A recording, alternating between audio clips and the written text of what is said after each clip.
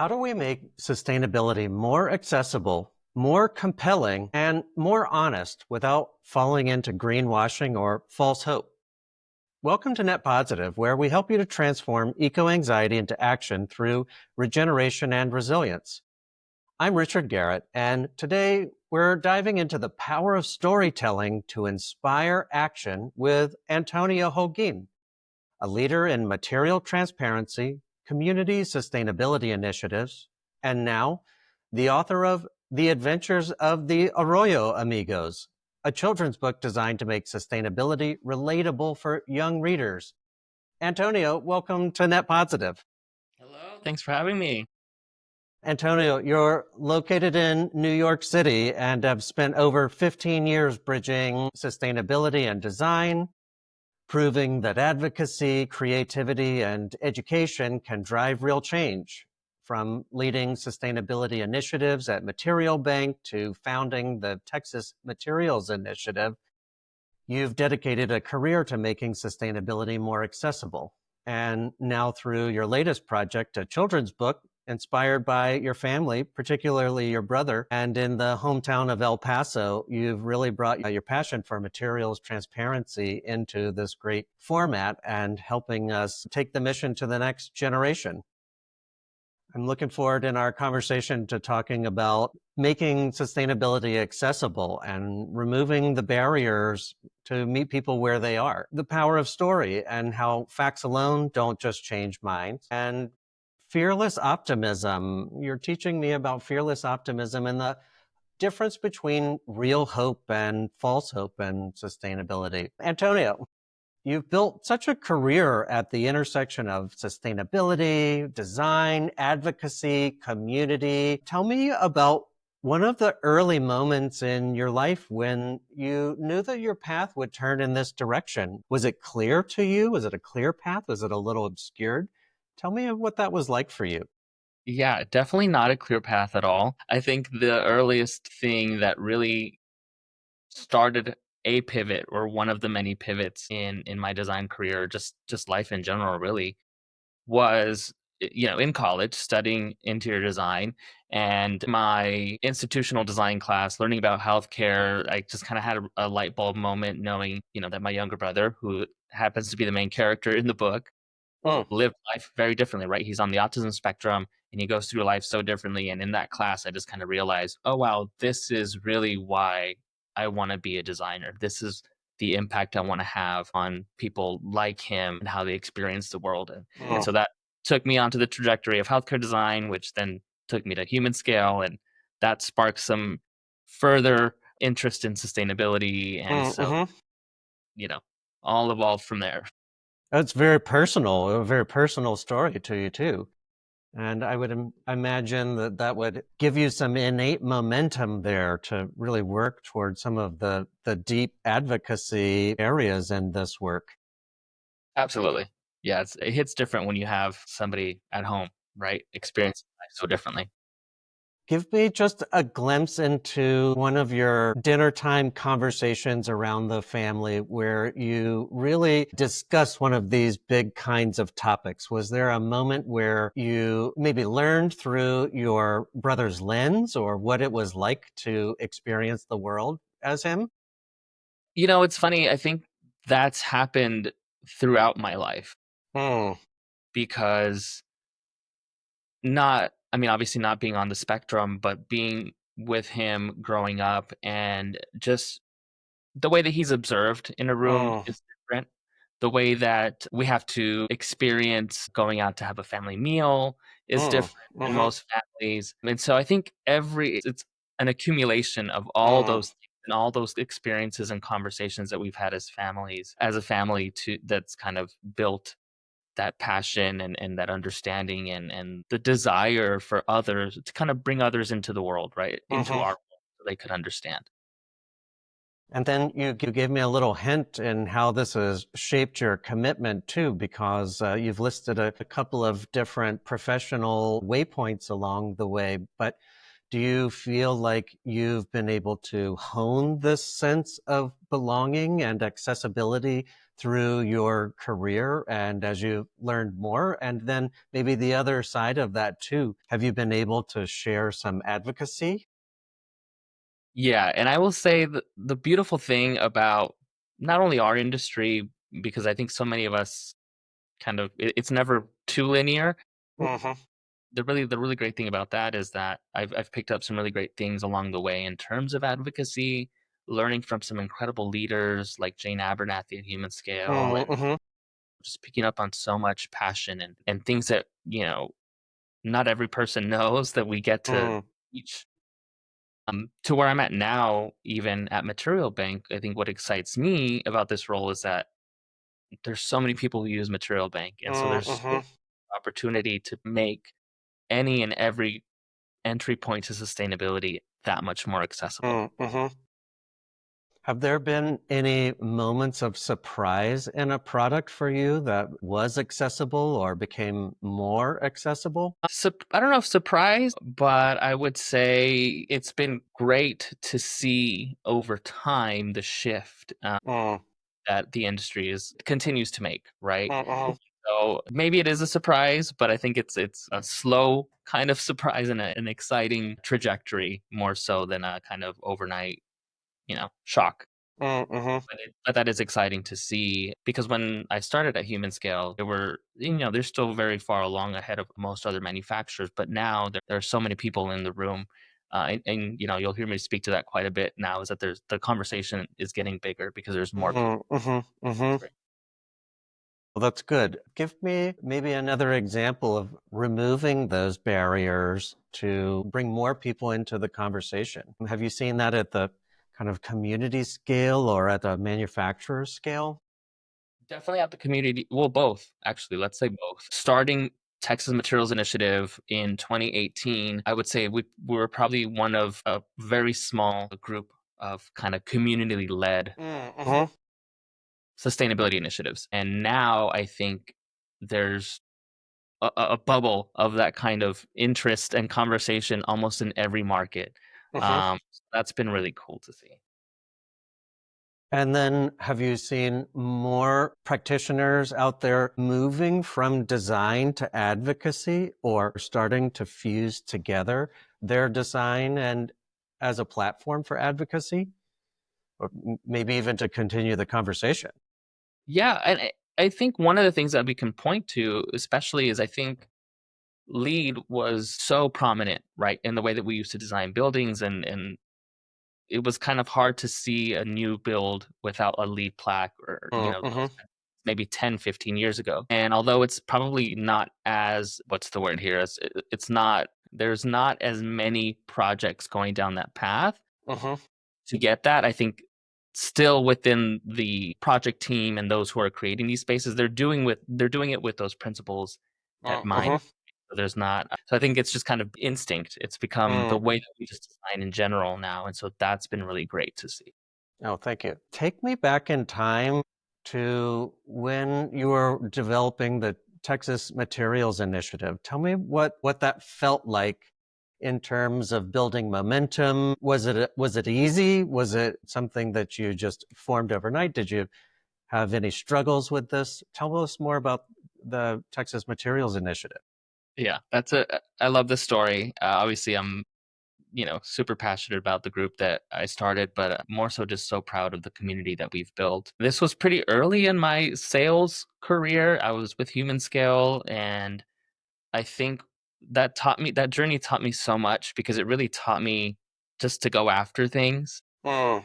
I didn't know a lot of people in the market because Mm-hmm. this was in Dallas. I was still, like I said, pretty young. And the support that I had from my leadership, I was able to kind of push through my own barriers and just go Mm. out and ask Mm. people to be a part of this program. People who are, 30 plus years experience on me leading different studios, leading firms. Mm. And so just to have the courage to go out and ask them and then to see the response, to see that they were interested and have them come to the room to have the discussion just blew my mind, right? Mm. Mm-hmm. Just being somebody from a smaller town, being somebody who's, a minority, it just all of those things kind of were obstacles that I had put in my own way. And it was just so great to see A, that people wanted to be a part of this, Mm-hmm. and then B, to see that it continues 5 years later, um, and has grown and continues to build and make a difference for people in Texas in the way that we design and approach advocacy. So definitely struggles. Took a Mm-hmm. lot of consistency, Mm-hmm. a lot of, months where maybe we didn't have a lot of people attending meetings to Mm-hmm. years where we had, record number attendance. So it's just been the tale of consistency and just going after it. So it's been really cool to see that continue to grow and just be successful. It sounds like there's a lot of success, but I am also curious too, like tell me about some of the feelings of tension or doubt. You hinted at this here for a moment. Was there some imposter syndrome? I have imposter syndrome. Do you have imposter syndrome? Did you feel like that you showed up ready to talk about this and where you kind of hinted at you were warmly receptive? So maybe unpack this story for me a little more, at least in the lead up and how you built up the personal courage to pull things together and make this awesome organization. Definitely imposter syndrome, 100%, right? I Mm, think, like I told you, just being young, it was first and foremost. I'm like, I don't belong leading this group of leaders. mhm, But once I was there, once people were ready to have the conversation, came, sat down, and you know, being in that space, them looking to me as a leader because I mhm, brought together, kind of gave me no option. Like I had mm, to step mhm, out of my mm, own way there and realize, like, okay, these people want me to lead them, so mhm, I have to do it. Let's go. And I don't think there's any level of preparation that I could have had, an amount of education that I could have brought to the table that would have made me feel like I belonged mm, at mhm, that table. It was more so their grace and their trust in me to push the conversation forward that mhm. got rid of that, and that just let me kind of move forward with pushing even today to lead that and keep the community growing. Did you find kindred spirits in your work? Did you find others that were mission aligned with you? Yeah. And that's the great thing. The group came from me asking different firms in Dallas what sustainability meant to them. And Mm, even mhm, just in that simple question, you could start to see like-minded individuals who just were wanting something more. mm, And so I would say everybody in TMI is a kindred spirit just because they're so passionate and they want to make a difference or they want to learn. And so it's just been so great to see those individuals, and some of the coaches that I have now that I've put in place since I've left Texas are just, so passionate and so eager to keep the momentum. And so it's been so beautiful to build that community. Do you see advocacy as ripples in a pond? Do you see it as waves that spread out from the center? That's exactly what it is. And I think that's part of what drove me to write a kid's book, because I was never planning on being an author. But to that point, I think seeing the effect of taking that action, right? Like creating this group really encouraged me to do that. Mm. You've made a perfect segue into my next question here. And it relates exactly to what we're talking about, the human experience, but also the power of storytelling in this. And I definitely want to talk about the Arroyo Amigos, but I want to hear maybe a little bit about your experience with the power of storytelling, advocacy, momentum for yourself. How did you end up as an author of a children's book? Where did you form your I have so many questions here to unpack. Like, where did you form the premise? Back to that conversation over the dining room table. What was this conversation like with your family members, especially as you're talking about featuring them? I'm going to stop asking questions because you tell me everything about your experience with storytelling and the power. I think the f- the outcomes of a lot of the beautiful and positive things in my life kind of have always stemmed from different stories or being inspired by someone's story. I didn't really know that I wanted to be a designer or in the architecture and design Mm-hmm. space until I heard somebody kind of tell their story in high school, and I was like, oh wow, that sounds Mm, fascinating. Those little seeds that people plant when they're speaking to a room or speaking about their own personal experiences, kind of the same, in my institutional class, learning about healthcare design. It's mm-hmm. those personal stories of a great teacher who was able to speak to the impact that they had, um, Healing. healing people in those vulnerable spaces, and that's what made me, connect the dots there. Mm, Back to sustainability. I mean, human scale's big on storytelling and being able to, explain why their products are made the way that they're made, mm-hmm. and so it's always kind of been this theme. And to me, there's no better way to get your message across to inspire than by storytelling, Mm-hmm. right? Mm-hmm. The same whether you're in sales or you're just leading an inspirational TED talk. Mm-hmm. It's you have to tell a story. Mm-hmm. That's always been in the background. Now, it's not, I don't know that I went into authorship that way because it was really Mm-hmm. just a way being, but I guess maybe I did because I was listening to a podcast. So there you Mm-hmm. go. And being open to ideas. Yeah. Okay, that sounds really good. But it's very personal to you. Give us a brief overview of the story here. Is it the first in a series? Yeah, potentially. I think that's the exciting part. It's left open ended, and my hopes are to continue to speak different sustainability stories to life Mm-hmm. and deeply personal, like you said. The main character is my younger brother. He's on the autism spectrum, and so his whole life he's been nonverbal. So Mm-hmm. I think one of the most beautiful things for me, for my sister who did the illustrations, for my mom who's a fourth grade teacher who helped us mold and shape the story, Mm-hmm. being able to give him a voice in this book has Mm-hmm. just been one of the most beautiful things because he communicates with us, and I Mm-hmm. know how he's Mm-hmm. feeling. I know what he's saying, just because we're Mm-hmm. brothers. We Mm-hmm. have that connection.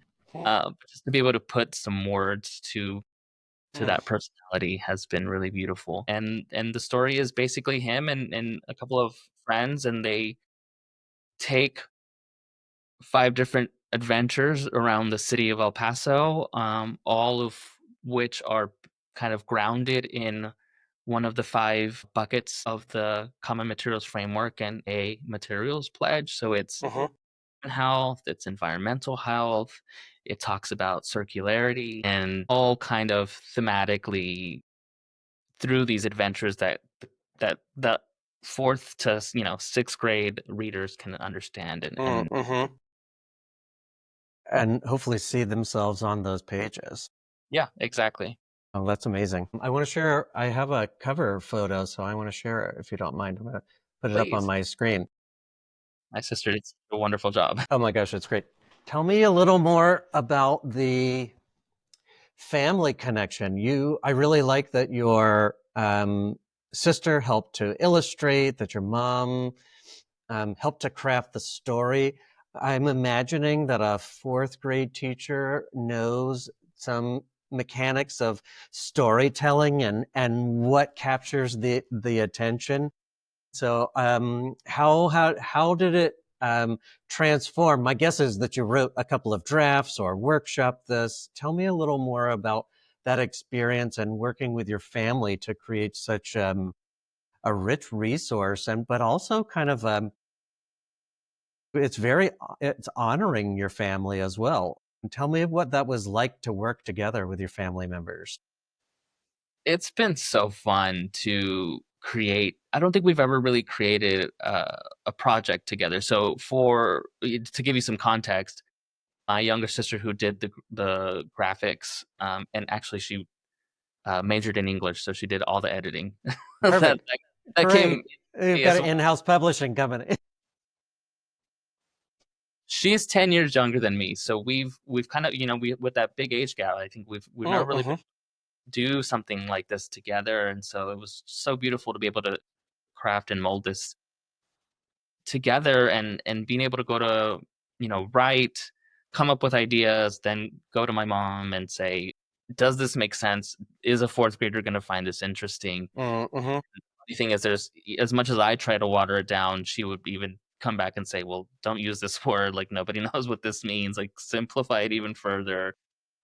But then it was so great for her to come back and say, "Oh my god, I really love this chapter. Everyone's gonna laugh at this," and so it was just a really fun back and forward process, getting to create some of this imagery, watching my sister go through different iterations of the characters and the cover, lifting her up because she can often be a big, I think we're all a bit critical of ourselves, so just Mm-hmm. Mm-hmm. her up and show her the response and how much people love her illustrations has been really fun. Oh, that's amazing. And such a family legacy piece too. Yeah, yeah, selfishly, a lot of the characters in the book are based on a lot of my family members. Well, that's good source material. Yes, it is. Antonio, tell me a little more about how I can easily see how this is a good tool for advocacy. It ties into your work, but also I'm curious how, in your mind's eye, where do you see this kind of storytelling, even particularly this version of storytelling? Where do you see that start to tie into our bigger conversation around bridging sustainability, storytelling, and policy? Do you see this, even though the audience is much younger, I think the story is transferable. Tell me more about that. Agreed. I do think it's transferable, but I think more than anything, I think even beyond the story that's there,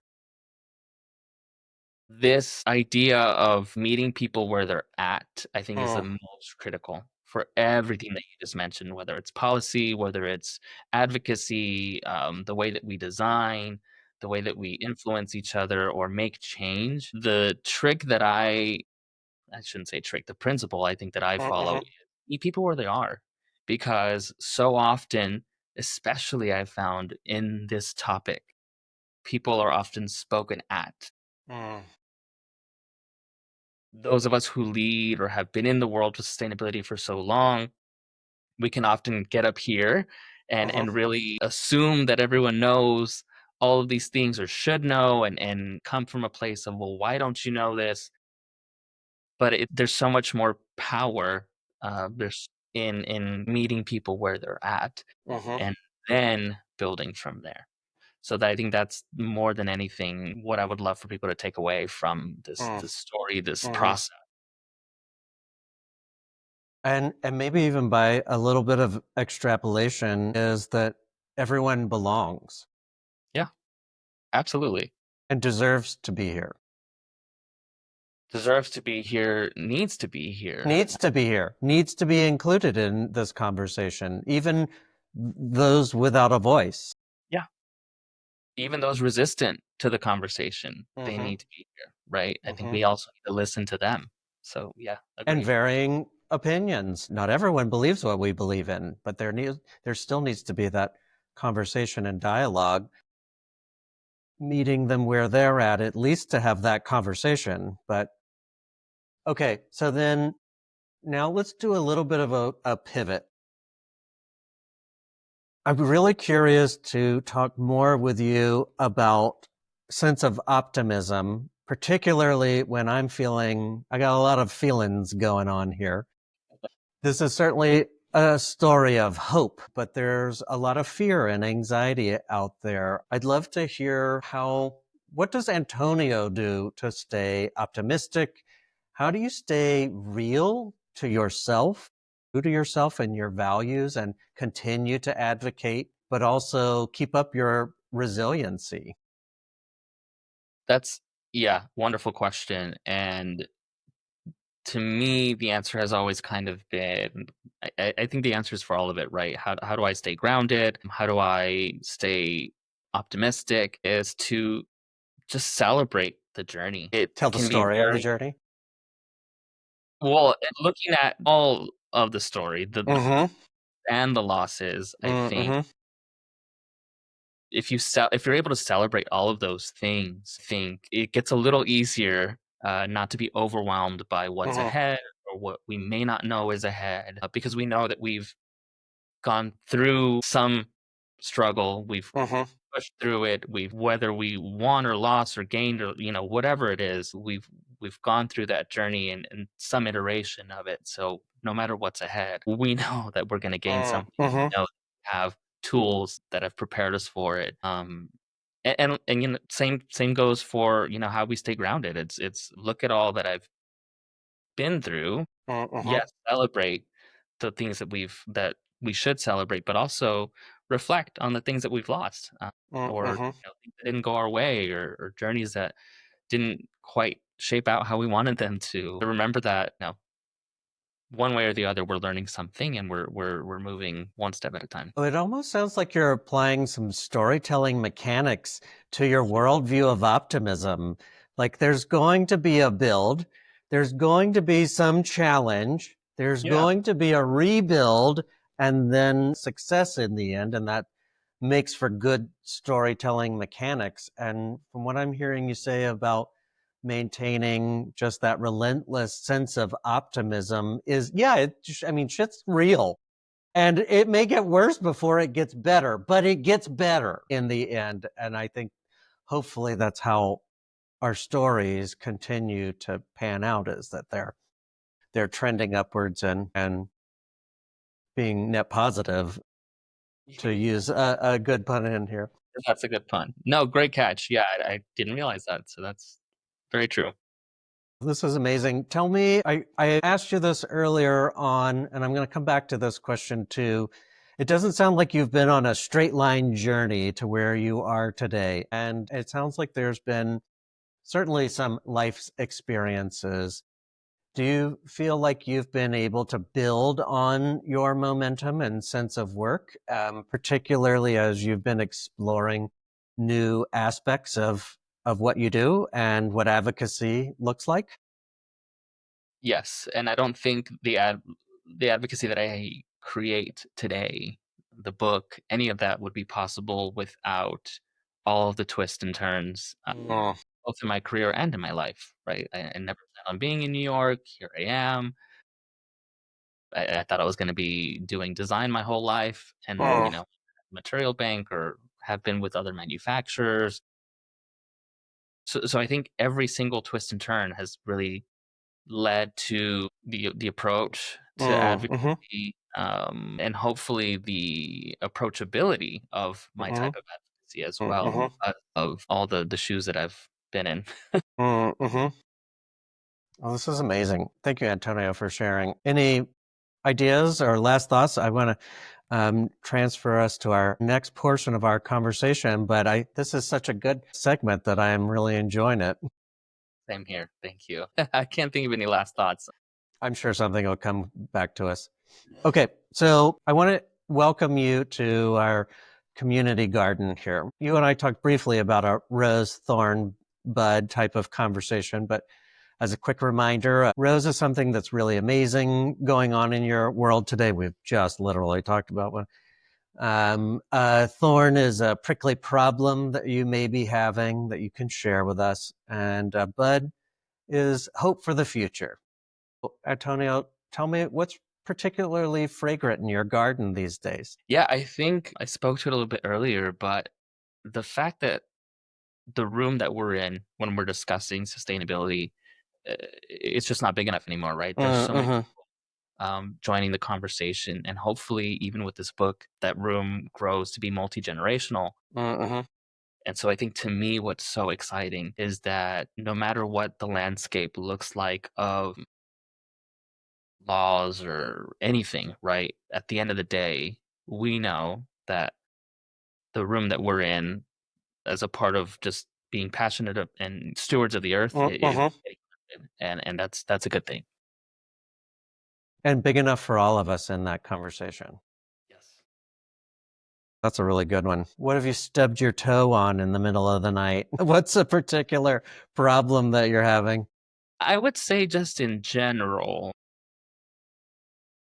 one of the things that can be you just provide some challenges is that often, as big as the room is getting, often the voices that are speaking or leading the conversation don't reflect those who are most impacted, right? We Mm, know that most of the things when we talk about fence line communities or just sustainability, the adverse effects of what we're seeing today, that impacts primarily people of color. And I think, there needs to be more voices um, from people who are directly impacted or impacted the mm, most. mhm, Not that we're mhm. not all impacted, but that are impacted the most. And so that's one of the things that I think just needs to continue to evolve and hopefully a little faster. You talked kind of about fence line communities and communities that need their stories heard and to be told. And I hope that advocacy work, such as your book, helps to really show the need for this kind of conversation in all communities. And I can see that as a particularly sticky challenge as well. Yeah, yeah, definitely. Do you find that folks don't want to hear the stories of the bad news, or do you find that people maybe in your work or in sales or just the course of your career just want to hear stories of success, but do you feel like the stories of the struggle don't get told? I think it's almost twofold because I do think they get told. Okay. I think the issue is in general, as consumers, we're trained to seek out the beautiful stories, the positive stories, the Mm, things that are gonna make us feel good. And so I can think throughout my career, anytime that I bring, whether it's case studies or talk about fence line communities, most people just don't know.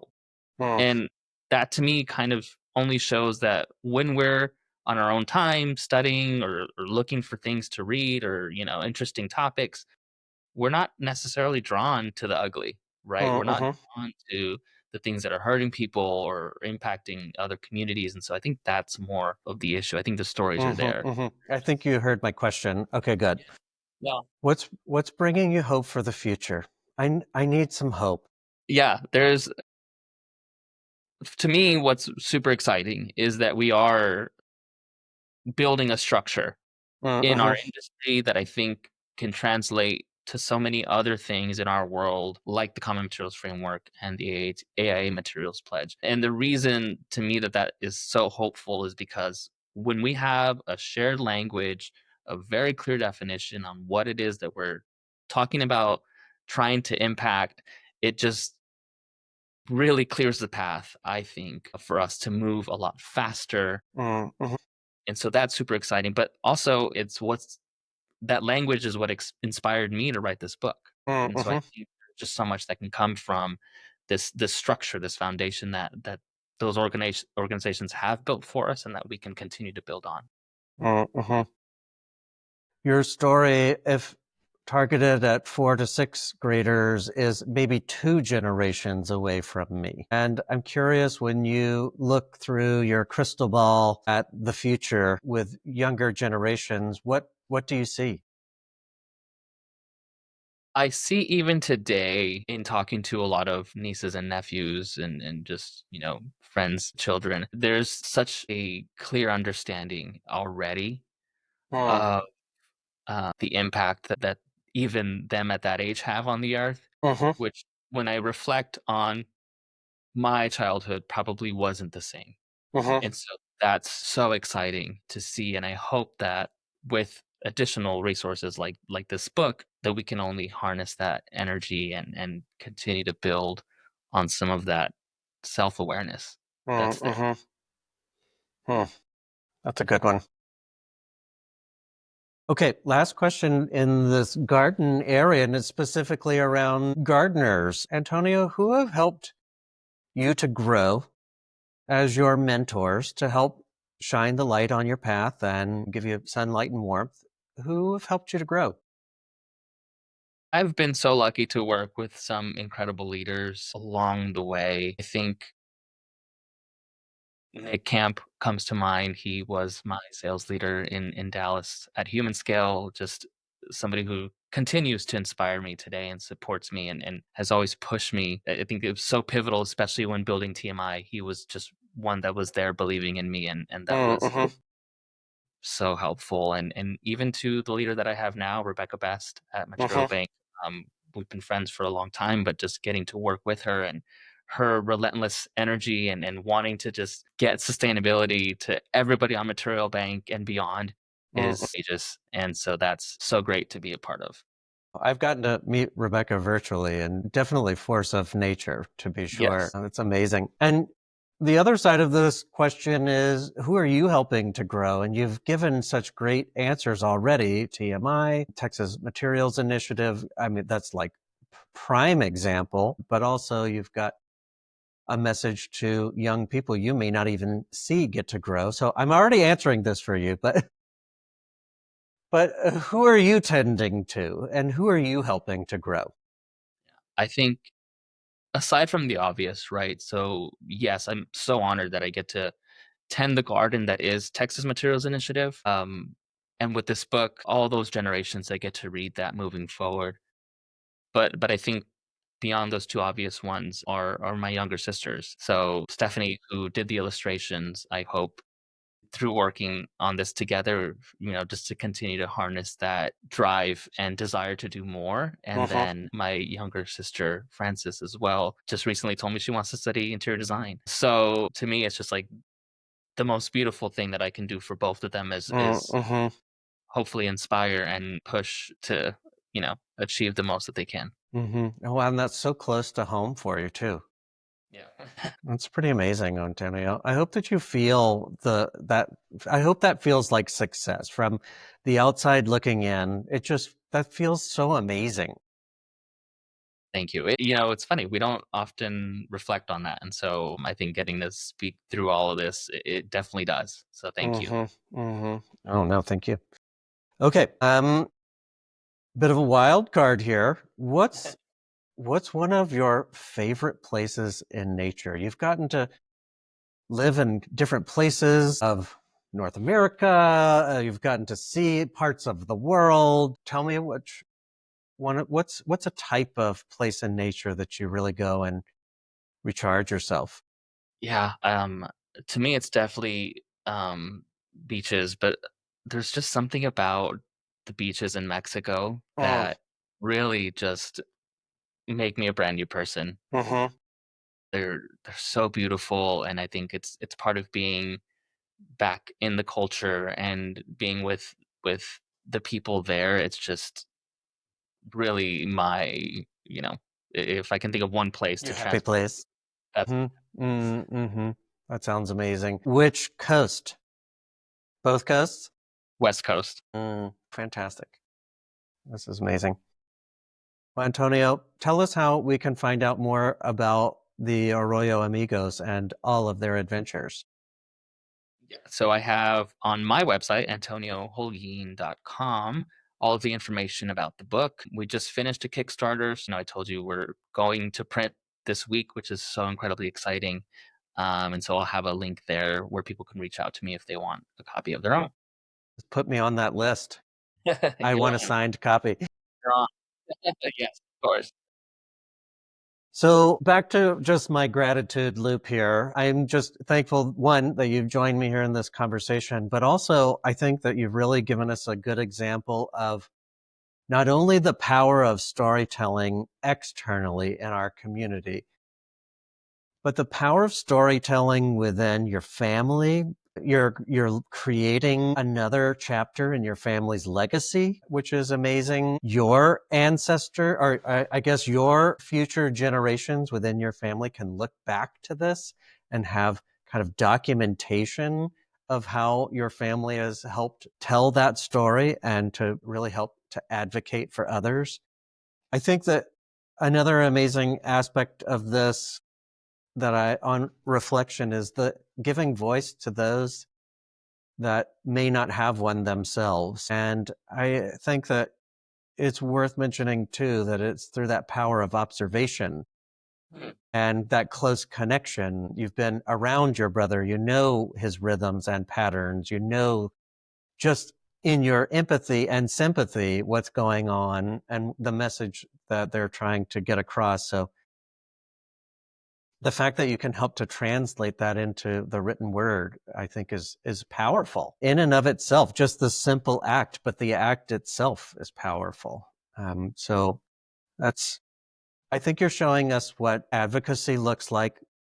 You're showing us the ability of personal agency. Now, it feels like in this story, or it sounds like in the story, that you built up your momentum to make this happen. And it took a couple of rounds of discussing this to get it to where it is. So thank you for sharing even just the perseverance aspect of this. I think perseverance is another key thread. Acknowledging the optimism portion of this conversation, that it isn't all sweetness and light, and it's not always easy. It's oftentimes not easy. So I think that that was very appropriate for just the conversation here. And then that transformation from design to advocacy, from on paper to actuality, from an idea to someone's lived experience is pretty powerful. And your experience creating those spaces to have those experiences is also part of storytelling. I mean, we could have a whole nother round of conversation about materials as storytelling, places as storytelling. They all tell a story. Healthcare through storytelling. You kind of hinted at that too. So thanks for taking us through a lot of different types of topics. I learned a new concept around a golden thread. I think that you're really helping to kind of stitch together some pieces that didn't always seem to fit together with a nice golden thread. So thank you for sharing that shine with us. Thank you for having me. It's a pleasure. I hope you'll come back for another episode. I think that when you make your next book, or even before then, I'd love to be part of that story and to help tell it. So please be encouraged to continue on the adventures of the Amigos. And I think you're another case in point of how big changes can start small. I don't think that this was something that you did overnight. I think that it took time, and it took increments of steps, and it took some backsliding and Definitely. moving forward. So thanks for giving us some examples there too. Any other thoughts before we part? No, I just love that you said that, because on the back cover of the book, that's the way it ends, and it's one of my favorite lines of the whole creation. Is it's Tell one me. at a time. So that's exactly what it is. Well, this is great. Again, thank you so much for joining me. Remember, everyone listening, that big changes do start small, and we see that here again with Antonio. And we'll see you all again on our next episode of Net Podsitive. Thanks, everyone, for joining us. Thank you.